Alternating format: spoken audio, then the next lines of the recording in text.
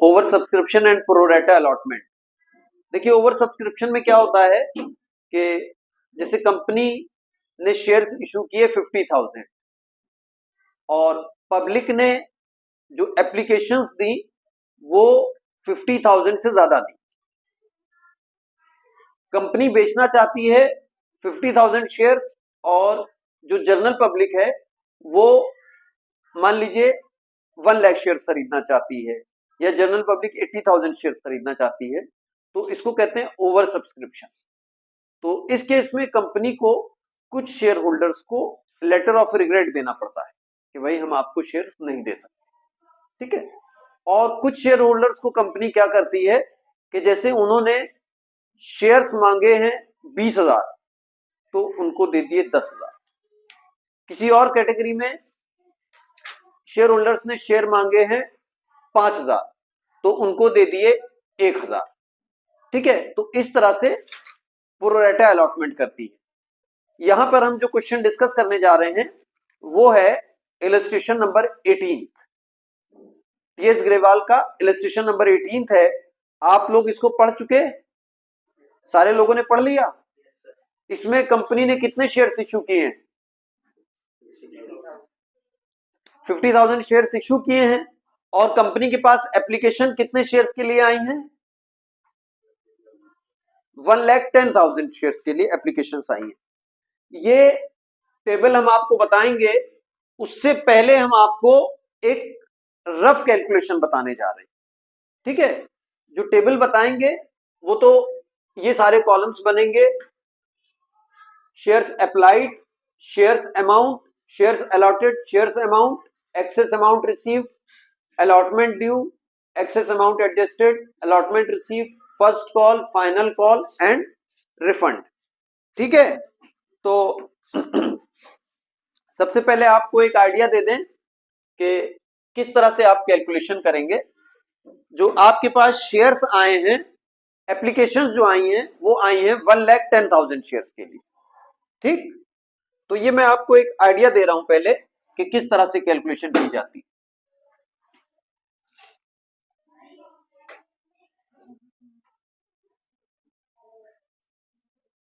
Shares applied और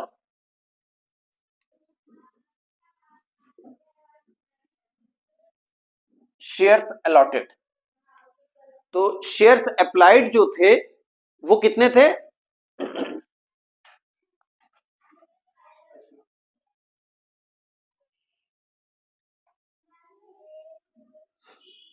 1,10,000।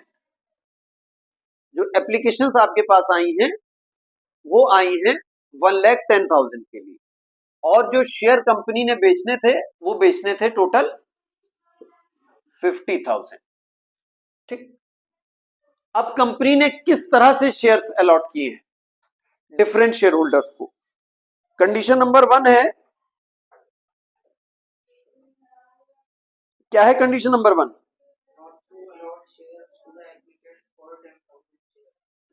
Not to allot shares to the applicants of 10,000 shares. 10,000 shares के applicants को एक भी शेयर नहीं दिया गया। 10,000 कैटेगरी 1 में इन्होंने 10,000 शेयर्स के एप्लीकेंट्स को एक भी शेयर नहीं दिया। इनको एक भी शेयर नहीं दिया गया। कैटेगरी नंबर 2 में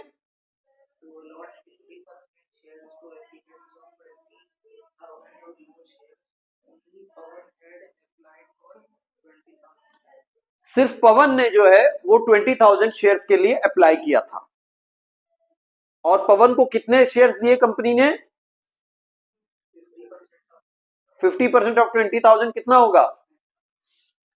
तो कैटेगरी नंबर 2 में 20,000 एप्लीकेशंस पर कितने शेयर्स दिए गए? 10,000। अब एप्लीकेशंस कितनी बची कंपनी के पास?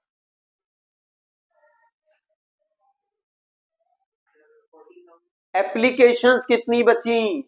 एप्लीकेशंस टोटल आई थी 1,10,000। 10,000 एप्लीकेशंस रिजेक्ट कर दी। 20,000 के एप्लीकेंट को 10,000 दे दिए। तो इस स्टेज के बाद अब कंपनी के पास कितनी एप्लीकेशंस हैं? और 80,000 एप्लीकेशंस अभी कंपनी के पास हैं। पवन को 10,000 शेयर्स दिए। शेयर्स कितने हैं कंपनी के पास? अब 40,000 शेयर अभी कंपनी के पास हैं। ठीक। कैटेगरी नंबर 3 में क्या किया कंपनी ने?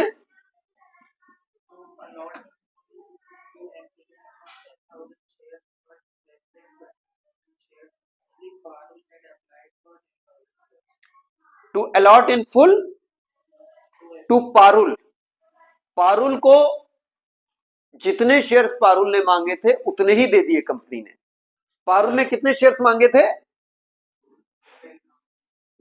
10,000 शेयर्स मांगे थे और पारुल को कंपनी ने 10,000 शेयर्स ही दे दिए हैं। अब कंपनी के पास कितनी एप्लीकेशंस बची?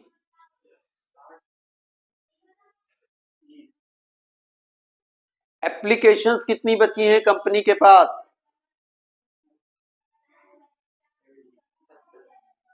70,000 एप्लीकेशंस बची। और शेयर्स कितने बचे जो कंपनी ने देने थे? 30,000। तो 70,000 के एप्लीकेंट्स को दे दिए गए कितने शेयर्स? 30,000 शेयर्स। फोर्थ कंडीशन क्या कह रही है?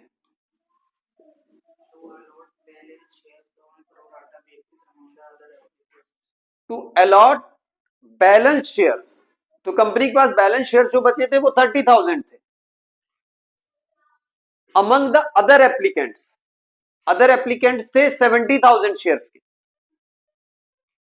तो 30,000 जो बचे हुए शेयर्स थे उनको दे दिया गया 70,000 के एप्लीकेंट्स को। ठीक है, ये सारे पॉइंट्स क्लियर हैं बेटा? समझ आया? ये टेबल बनाइए जल्दी आप लोग फटाफट। ये टेबल बना लीजिए बेटा। आ रहा है समझ? अब अभी आप कर लो, मैं बता दूंगा। ये क्वेश्चन बता दूंगा। टेबल बना लिया आप लोगों ने ये वाला?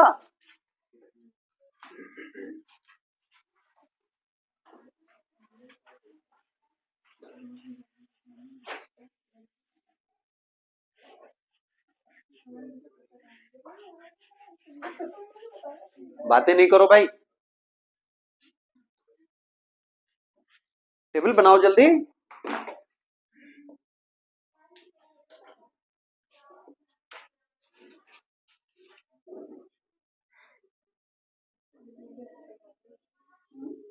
ये टेबल जो है ये बहुत इंपॉर्टेंट टेबल है जो आज मैं बता रहा हूं आप लोगों को।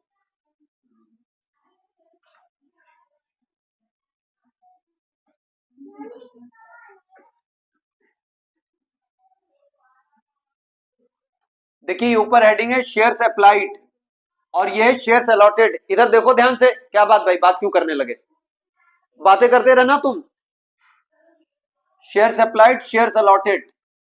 शेयर्स अप्लाइड थे 10,000। अभी जो मैंने छोटा सा आपको रफली बताया था, शेयर्स अप्लाइड है 10,000 और इनको कंपनी ने शेयर्स दिए हैं नील। वही टेबल है, उसी को समझ लो, आगे बता रहा हूं। नंबर 2 पे कौन था? पवन। पवन ने अप्लाई किया था 20,000 शेयर्स के लिए और उसको दिए गए थे 10,000। नंबर 3 पर है एक शेयर होल्डर जिसका नाम था पारुल। उसने अप्लाई किया था 10,000 के लिए और उसको दिए गए थे पूरे के पूरे 10,000। और नंबर 4 पर है pro rata allotment to other applicants जो बचे थे वो थे 70,000 और इनको प्रो राटा अलॉटमेंट किया गया, यानी जो बचे हुए शेयर्स थे वो इनको दे दिए गए। ठीक, अब एप्लीकेशन पर कितने पैसे देने थे शेयर होल्डर्स ने कंपनी को? 3 रुपीस। अलॉटमेंट पर भी 3 रुपीस।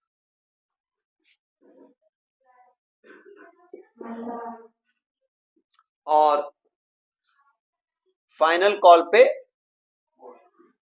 4 रुपीस।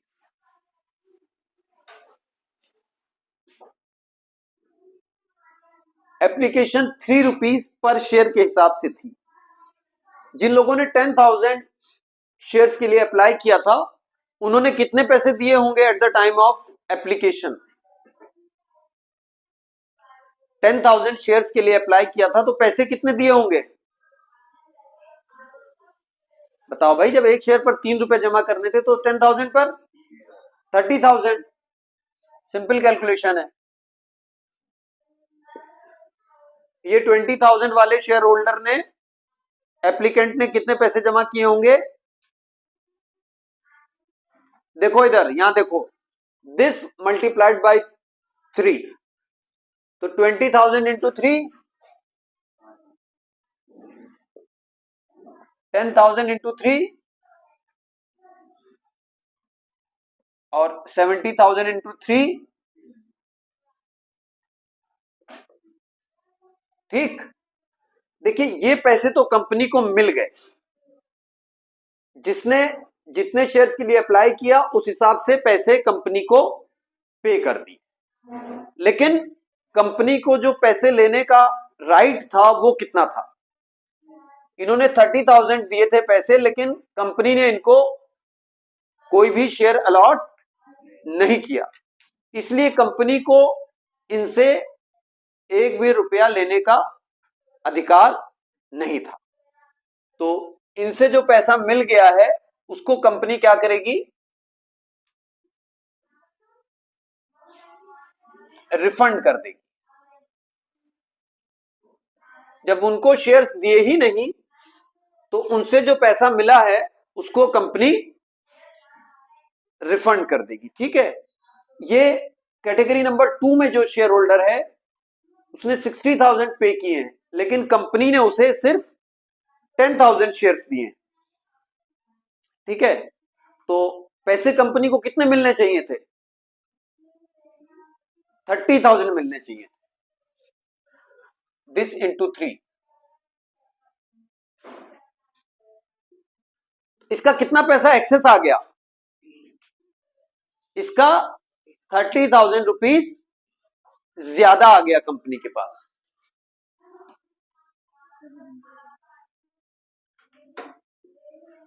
30,000 रुपीज एक्सेस आ गए इसके, और इसने 10,000 के लिए अप्लाई किया था, 30,000 अमाउंट दिया था, और इसको शेयर भी कंपनी ने कितने दिए? पूरे के पूरे दे दिए। इसका मतलब इससे पैसा मिलना जो था वो भी 30,000 मिलना था। इसका मतलब इससे एक्सेस कुछ भी कंपनी को नहीं मिला। अब कैटेगरी नंबर 4, 70,000 के लिए अप्लाई किया था इन्होंने और पैसे जमा किए थे 2,10,000। इनको कंपनी ने शेयर्स दिए हैं सिर्फ 30,000, तो इनसे पैसा कितना मिलना चाहिए था?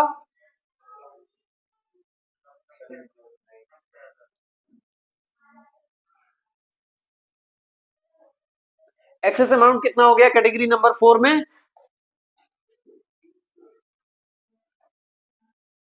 210 माइनस 90,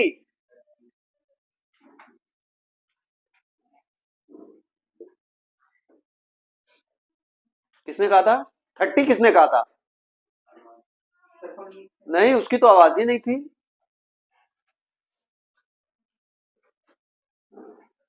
ठीक है, इतनी कैलकुलेशन सबको समझ में आ गई? ठीक, अब आगे आइए, अलॉटमेंट ड्यू। अब ये अलॉटमेंट ड्यू हम कैसे निकालते हैं देख लीजिए, बहुत अच्छे से। जो शेयर कंपनी ने अलॉट किए थे, number of shares into allotment money पर शेयर। पर शेयर अलॉटमेंट पर मांगा है 3 रुपीज, तो 10,000 इंटू 3 30,000, अगेन 10,000 इंटू 3 30,000, एंड इसमें कितना आएगा 90,000।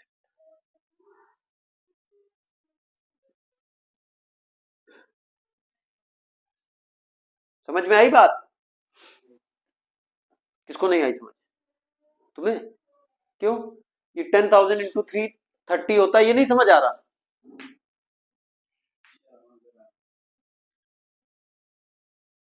अब आगे आइए, एक्सेस अमाउंट एडजस्टेड। ये कैटेगरी नंबर 2 में कंपनी के पास इसके कितने रुपए पहले से पड़े हुए हैं? कैटेगरी नंबर 2 में ये जो एक्सेस अमाउंट है ये 30 है, और कंपनी अलॉटमेंट में इससे 30 ही मांग रही है। इसका मतलब ये कंपनी से कहेगा शेयर होल्डर कि भाई 30 मेरे जो पहले से पड़े हुए हैं उसको आप एडजस्ट कर लीजिए। तो कंपनी ने ये 30,000 एडजस्ट कर लिए और ये अलॉटमेंट पर कुछ भी नहीं देगा। कैटेगरी नंबर 3, इससे 30 मांगे थे कंपनी ने अलॉटमेंट पर, और इसका पहले से कुछ भी जमा नहीं था कंपनी के पास। इसका मतलब एडजस्ट कुछ भी नहीं होगा, एडजस्ट कुछ भी नहीं होगा, और ये पूरा का पूरा पैसा पे करेगा अलॉटमेंट के वक्त। ठीक। अब फोर्थ कैटेगरी में कितने पैसे मांगे गए इससे? फोर्थ कैटेगरी में कितने पैसे मांगे गए? अलॉटमेंट ड्यू हुआ है 90,000 से, और पहले से कितने हैं इसके, कंपनी के पास कितने पैसे पड़े हुए हैं पहले से? 120। तो 120 पहले से पड़े हैं और कंपनी इससे मांग रही है 90। तो ये क्या कहेगा कंपनी से कि आप 90,000 एडजस्ट कर लीजिए, और इस एडजस्टमेंट के बाद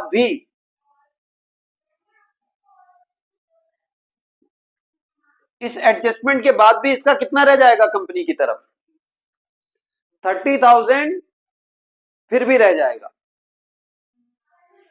ठीक है। अब इसमें जो फर्स्ट कॉल है वही फाइनल कॉल है। अगर फर्स्ट कॉल अलग होती, फाइनल कॉल अलग होती, तो हम यहां पर अमाउंट दिखा देते, लेकिन चूंकि डायरेक्ट फर्स्ट कॉल जो है वो फाइनल कॉल है। अब फाइनल कॉल में कितना कितना अमाउंट आएगा बताइए? रुक जाओ भाई, आप ही नहीं बताओ सब कुछ। हाँ जी बताओ।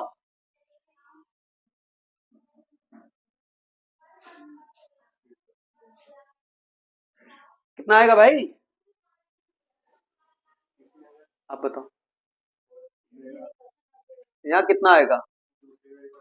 तुम तो वैसे ही देर में तो आती हो। 40 कैसे आया 40? हाँ तो कैसे 40 आया कैसे? हैं? 4 इंटू 10, शाबाश।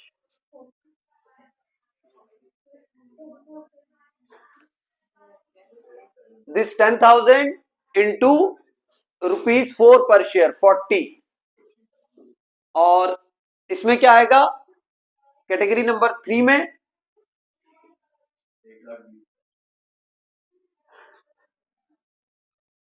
40, और जिनको 30 दिए गए हैं उनका कितना आएगा?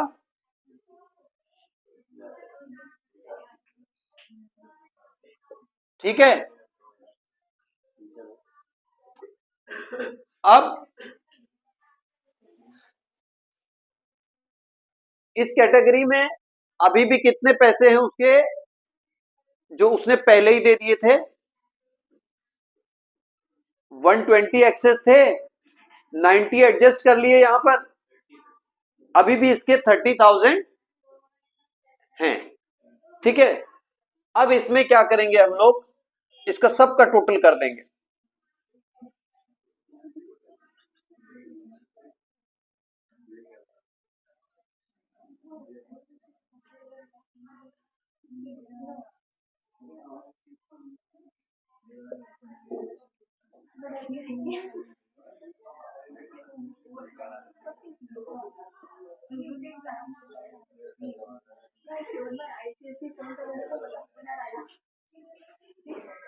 क्या बात है भाई, बनाया टेबल आपने?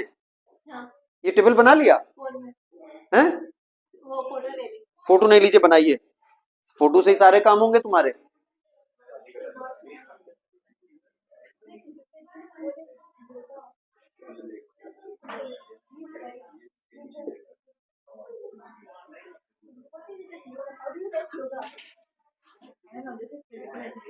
मैं मना कर रहा हूं बात करने को ना।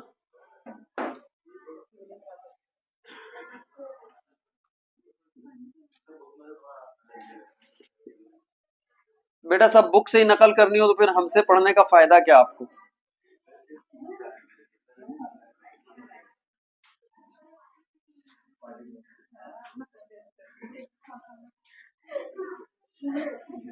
ठीक है, और ये हो गया आपका refund.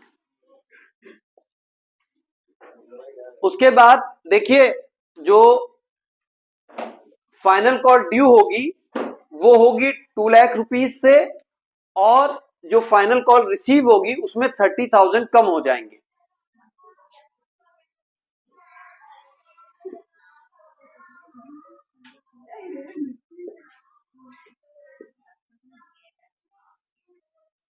Less calls in advance, वो अमाउंट जो ये 90,000 एडजस्ट करने के बाद बचा था।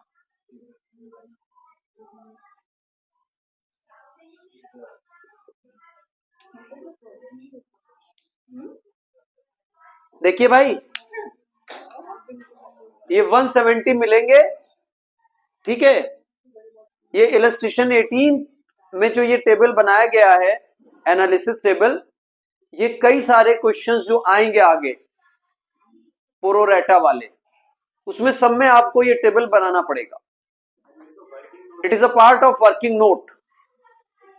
ठीक है, लेकिन इसको बनाए बगैर क्वेश्चन सॉल्व नहीं हो सकेगा आपसे, तो ये बहुत इंपॉर्टेंट है। सारे लोग बना लीजिए अपने रजिस्टर में।